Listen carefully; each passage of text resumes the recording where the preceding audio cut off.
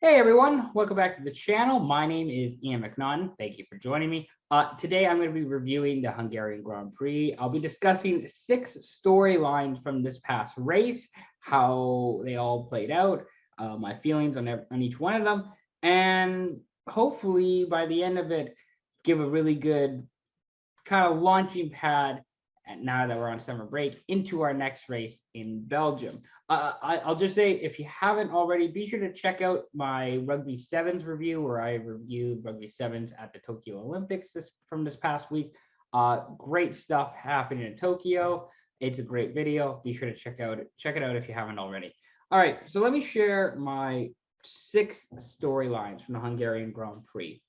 Number 1 was the opening crash on lap 1. Number 2 was Sebastian Vettel's DQ. Number 3 was Lewis Hamilton, his recovery in the race, as well as his post-race actions. He looked a bit sluggish on the podium. I wanted to get into that a little bit. Number 4, Esteban Ocon winning his first GP. And double points for Williams, as well as Alfa Romeo stinking up the place.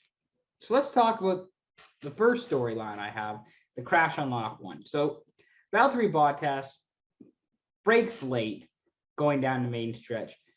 He's already been passed by Lando Norris, who had the best start of anybody during the Hungarian Grand Prix. The best start, just came on the inside of Bottas. He did a tremendous job getting by him. However, Bottas breaks late, locks up a bit on the left side, and crashes into the rear of Norris. They take out Verstappen a bit. Sergio Perez, who would retire from the race. A whole mess of guys got involved and crashed on the first lap. Guys who retired from the race on the opening lap include Bottas, Lando Norris, Sergio Perez, Charles Leclerc, and Lance Stroll, who pretty much drove like I do in Formula One video games, where he just missed the quarter entirely, went onto the grass, and I believe he took out Leclerc. Not great on the opening lap. I do agree with Bottas getting a 5-place grid penalty for the Belgian Grand Prix. He locked up, broke way too. He braked way too late. It was avoidable, I thought, and as a result, he gets a 5-place grid penalty. That I mean, I feel bad for Perez. I feel bad for Leclerc. I feel bad for Lando Norris, because Norris had the best start of anybody. He put himself in a really good position to do well, and then he got crashed unexpectedly. He got involved in an accident that he couldn't control. That was lap 1 with the opening crash. I'll discuss Lewis Hamilton. So after the crash, it's a red flag for, I don't know, 15, 20 minutes. Everybody then gets ready to go back out. It's dried up. It's not wet anymore. The track is fairly clear. However, everybody who was involved in the red flag, everybody at the start of the race, was on intermediate tires. Again, the track cleared, so the intermediates were essentially worthless. They weren't going to help you. However, Hamilton did not pit. Everyone on the formation lap after the red flag, everyone pitted except Hamilton. It was fascinating, because Hamilton was all by himself on the restart. He was the only one out there, which was really cool to see. Everybody else went to go pit for medium tires. Hamilton stood out with he stayed out with intermediates and was not nearly quick enough. It was a big mistake. It probably cost him the race win. And as a result, he had to work his way back up. He eventually would finish the race in, I believe it was second place, wasn't it? Or was he in third? Yeah, he finished in second place ahead of Carlos Sainz. He finished in second. I was mightily impressed with Lewis Hamilton, considering the conditions were fine. The track is not an easy track to pass at the Hungaroring. Not easy to get by people, And Hamilton went from 14th to 2nd throughout the race. He had a really good undercut lap. I can't remember, lap 21, I think he had an undercut, and then he pitted again lap 48.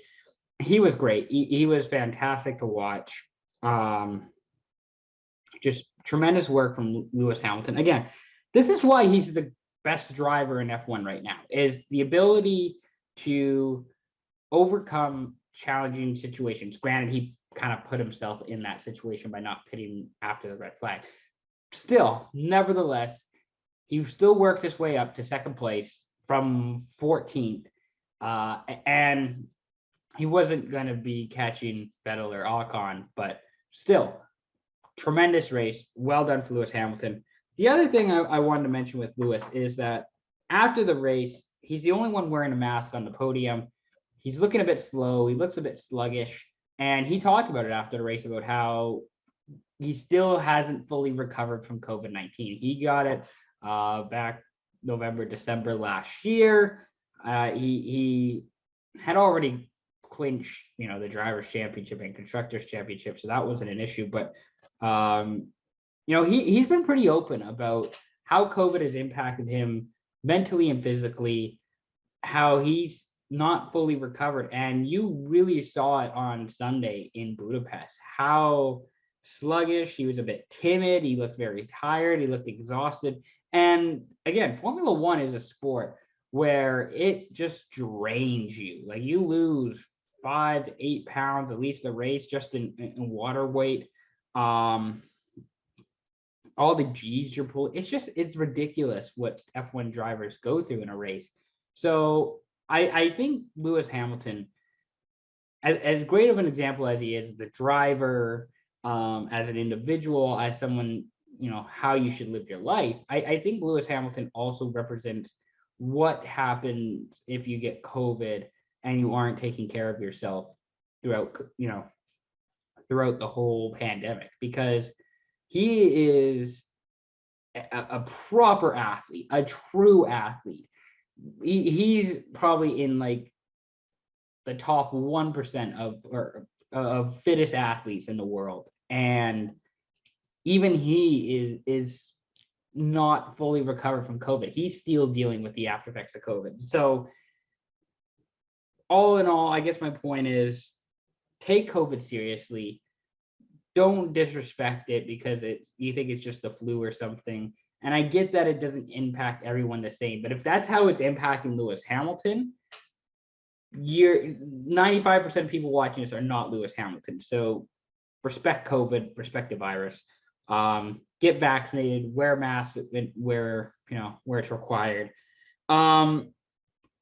My fourth storyline that I want to discuss is Esteban Ocon. He won his first career F1 GP on Sunday.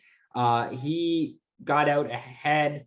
Originally George Russell got out ahead, and then George Russell, as it turned out, actually jumped 2 spots when he shouldn't have in pit lanes. So as a result, Esteban Ocon holds on to win his first career F1 race.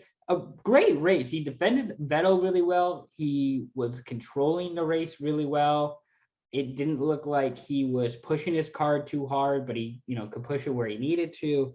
I was impressed with Ocon. He got 2nd place last year at the Secure Grand Prix, which was the 2nd race in Bahrain last season. So, it's funny having a conversation about Ocon, because he seems like somebody that Alpine should be building around. He's a young driver, a really nice driver. A lot of people have positive things to say about him. So I see him being, the face of Alpine for a long time. I know he's going to be competing with Fernando Alonso, who finished 4th on Sunday, and people know Alonso. They like Fernando Alonso, but I think it's really tough to,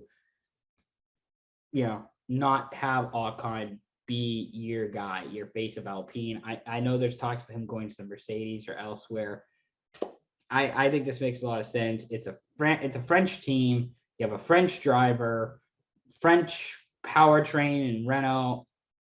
Just Ocon, Esteban, if I was you, you stick with Alpine. You race with them for unless the Mercedes gig comes up, in which you take it. But if Mercedes isn't giving you that spot, you stick with Alpine. You just ride it out.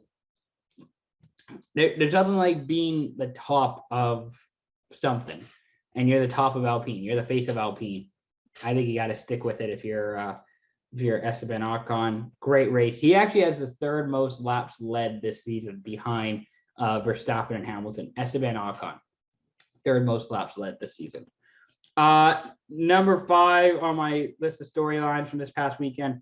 Double points for Williams. So I talked about George Russell a little bit. Russell, he jumped 2 spots in the queue in the pit lane after the red flag on lap 4. As a result, he gave up 2 spots. He fell back later on as the race went on. He finishes 9th. His teammate Nicholas Latifi finishes 8th. So it's a double points finish for Williams, their first since I believe 2019, or maybe 2018, excuse me. Kudos, job well done to Williams for that. George Russell has been pushing the hell out of his Williams car recently, so he's been really deserving of points. Latifi has been struggling with Williams, but I think he means well. Seems like a nice enough individual. It's nice to see him get some points with Williams. And I don't know what this means for Williams in the future. If it means we're gonna have, they obviously got bought last year.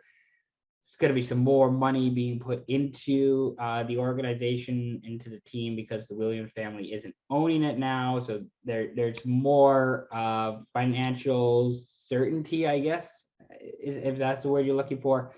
I don't know who's going to be driving for Williams next year. Jack Aiken is somebody who he had a significant crash in Belgium this past weekend, but I think Jack Aiken makes a lot of sense for them. Young developing driver. I don't see them being a competitive team yet. They're closer to Haas than they are, say, Alpine, who I mentioned earlier. But I think they are getting up there. I think they are becoming a top 6-7 team. Like they're not near Aston or Alpine, AlphaTauri. They're not near there. They might be better than Alfa Romeo. I'll talk about them later on as well. But kudos to George Russell. That's probably what's going to help him get the Mercedes gig if he is going to get it. Nicholas Latifi, I don't know if he stays in Formula One after this season. He sticks with Williams, because if it ain't broke, don't fix it type of thing. They don't really need Latifi. He's a bit of a paid driver. So they might find somebody who's better. I'm not totally sure. But kudos to the Williams team. Well done to Latifi and Russell for getting points. Maybe we'll see more of it come later on this season. Who knows? Alfa Romeo, they stunk up the place, I thought. They got penalties on Raikkonen for crashing into Mazepin in the pit lane, an unsafe release, which on the one hand, it's good that Mazepin isn't racing anymore because of Kimi Raikkonen. Like, you like to see that, but there's still something to be said for releasing your guy in an unsafe manner. And that's what happened with Alfa Romeo. And then Antonio Giovinazzi, he got, I believe, a 10-second penalty for speeding the pit lane. Both of those things, those two things from Kimi and Giovinazzi, are avoidable. You can avoid the unsafe release and you can avoid speeding the pit lane. Those are just small, easy things to correct, and they can't seem to figure it out. They can't get it done. It's like the book I was reading a while ago, Jason Kendall, who's a former Major League Baseball player, where he talked about, you have signs in baseball. You have all these different things that whatever means something. And like, if you didn't know the signs, if you were struggling with signs in July and August, then you're nothing. Like, the season's over. It's a wrap. It's done. If you are a Formula One team and you are still getting the speeding in pit lane and unsafe release penalties in August, yeah, you're done. Like this season's a wrap. This season's over. And I wanted to like Alfa Romeo. I want to support Gio and Kimi, but when you're making these small, tiny, easily fixable mistakes, it's just brutal. It stinks, and that's why they stunk this past weekend in a weird, crazy filled event weekend of racing, and they absolutely stunk. They were awful, and all of it could have been avoided. Everything, all of it. And I know Kimi gets a point because he finishes 10th since Vettel DQs. I just it's frustrating. I don't know if I've talked about the Vettel. I'll talk a little bit more about the Vettel DQ. So, the Vettel DQ, which is my second biggest storyline, is he didn't have 1 liter of fuel as a fuel sample at the end of the race, which that's partially on Vettel and Aston Martin, because you know, if you know that's the rule, you should know that's the rule. You do it every race, then it shouldn't be an issue. It shouldn't be a problem. Save yourself enough fuel. If you want to really get tricky, it's really an FIA thing as well, that you can avoid all this. You can avoid having the penalties because now you're not promoting racing with this kind of rule. You're not promoting full-on racing. I feel like if you wanted to promote full-on racing, you could avoid making this happen. I feel bad for Sebastian Vettel because he's had obviously a less than ideal season with Aston Martin, and a second place would be really nice. Would be something to hold your head up on, and now it's DQ'd. I really think this is an avoidable thing. I'm not sure. There's a bunch of different ways if they think it's an issue that you can fix it. And maybe they'll do something next year with the 2022 cars. I don't know, but this feels extremely avoidable. It's fixable, and it might change because Sebastian Vettel loses a second place finish over it. But I don't know. It's disappointing. It's really disappointing that it happens to somebody like Sebastian Vettel, who is trying his best. He needs to go out and race it, and he needs to go out and win. He's been stuck behind Esteban Ocon all day. He never really got an opportunity outside of once, I think, to really pass in the win. And it's a sticky situation that I think it's avoidable, and the FIA should look into it and trying to make sure that there's a better way of, doing something like this. Maybe you make like an emergency fuel cell, or just a fuel cell with 1 liter.